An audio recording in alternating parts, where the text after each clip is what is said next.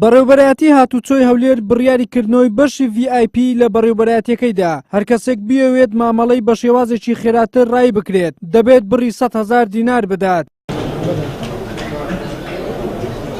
هەرچەندە کردنەوەی بەشی Vipى لە بەڕێوەبەرایەتی هاتووچۆی هەولێر کاردانەوەی شەقام و ڕێکخراوەکان و تۆڕە کۆمەڵایەتیەکانی لێکەوتەوە، بەڵام بەڕێوەبەرایەتیەکە ئامادە نییە لە بڕیارەکەی پاشگەز بێتەوە بە یەکێک لە بڕیارە باشەکانی دەزانێت بۆ خەڵک. سەبارەت بە ئەو بڕیارە کە دەرچوو لە دوێنەوە جێبەجێکراوە و هیچ کێشە و گرفتێکی لە وڵاتیان دروست نەبووە، ئەوەی هەیە کە لە تۆڕە کۆمەڵاتیەکان بەهۆی هەڵە تێگەیشتێکی هاوڵاتیان یاخود هەڵە گواستنەوەی بڕیارەکەی لە بە هاوڵاتیان خۆی ڕاستە کە بڕیارەکە درا بە ناوێک درا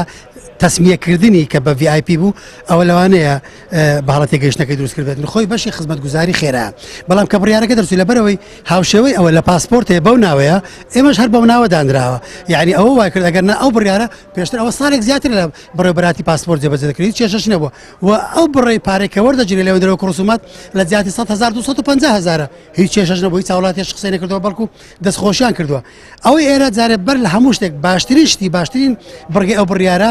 ئێمە وارسی شەهید و ئەنفال کراوان و هەروەها کەماندامان چ کەم ئەندامی سەنگەر بێت چ کەم ئەندامی هاوڵاتی ئاسایی بێتن ئەلێرە معاملەکانی لە بۆ دەڕوێنرێتن بەبێ ئەوەی هیچ ڕسوماتێک بدەن. دەستەی سربەخۆی مافی مرۆڤی هەرێمی کوردستانیش هەر زوو لەسەر بڕیارەکەی بەڕێوەبەرایەتی هاتووچۆی هەولێر هاتە دەنگ و دژایەتی خۆی بۆ بڕیارەکە دەربڕی وتەبێژی دەستەکەش دەڵێت دژی هەر بڕیارێکین کە پێچەوانەی بنەماکانی مافی مرۆڤ و دروستکردنی چینایەتی بێت، بۆیە ئەگەر ئەو بڕیارە لە هەر دام و دەستگایەکی تری حکوومەت هەیە دەبێت هەڵبوەشێتەوە. عرضکردنی ئەو شوێنانە کە وەکو شوێنێکی Vipى بە دیار دەکەون و خۆی خۆیدا ئەمە دروستکردنی چینایەتی بوو لە نێوان هاوڵاتیان هەرێمی کوردستان بە تایبەتی لە نێوان تەبەقەی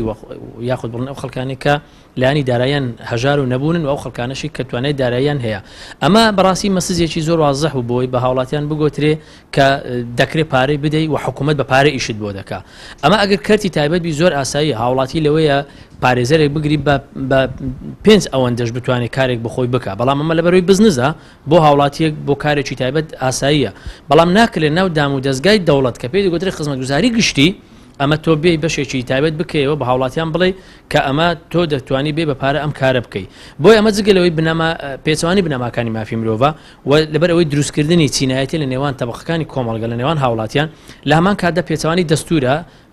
لە هەمان کاتدا پێچەوانەی بەرنامەی کاری حکوومەتی هەرێمی کوردستان بووە. بە بۆچوونی یاساناسان بڕیاریکردنەوەی بەشی Vipى لە بەڕێوەبەرایەتی هاتووچۆی هەولێر بۆ پارەدار و سەرمایەدارەکان جگە لەوەی چینایەتی دروست دەکات هاوکات کارێکی نایاساییشە. ئەم بەشەیەش خۆتان دەزانن پێچەوانەی دەستوری عێراق و یاسا کارپێکراوەکانی عێراق و هەرێمی کوردستانیشە، لەبەرەوەی ئەو بەشە یاخود ئەو کردارێک کە ڕوویدایە جیاوازی چینایەتی دروست دەکات لە نێوان هاونیشتیمانیان و خەتەرە وەسەر دەچێشێ بۆی کە بەشێک لە بەڕێوەبەرایەتیەکانی تریش لە پارێزگاکانی تری هەرێمی کوردستان بیکەم بە مۆدێل، یعنی ئەم حاڵەتە لە دیاریدەیەکەوە بکرێ بە مۆدێل مەترسی گەورەی بەدواوەیە، ئەوەش پێشێلکاری پرەنسیپەکانی مافی مرۆڤ و هەموو ئەو یاسایانەشەکە لە هەرێمی کوردستان هەیە. جگە لە بەڕێوەبەرایەتی هاتووچۆی هەولێر کە لە بەرامبەر 100,000 دینار بە شێوازێکی خێرا مامەڵەکەت ڕای دەکرێت، هاوکات شێوازی مامەڵەی خێرا لە بەڕێوەبەرایەتی پاسەپۆرتی پارێزگای هەولێریش هەیە، بە جۆرێک هەر کەسێک بیوێت لە ماوەی 24 سەعات پاسەپۆرتەکەی نوێ بکاتەوە ئەوە دەبێت 250,000 دینار بدات. کاردانەوەکانی هاوڵاتیانیش لەسەر ئەو پرسە وای کرد وەزیری ناوەخۆ بڕیار بدات کە بەشی خزمەتگوزاری خێرا کە بە Vipى ناسراوە لە بەڕێوەبەرایەتی هاتووچۆی هەولێر ڕابگرێت. وەلی سەلیم کەناڵی ئاسمانی پێم هەولێر.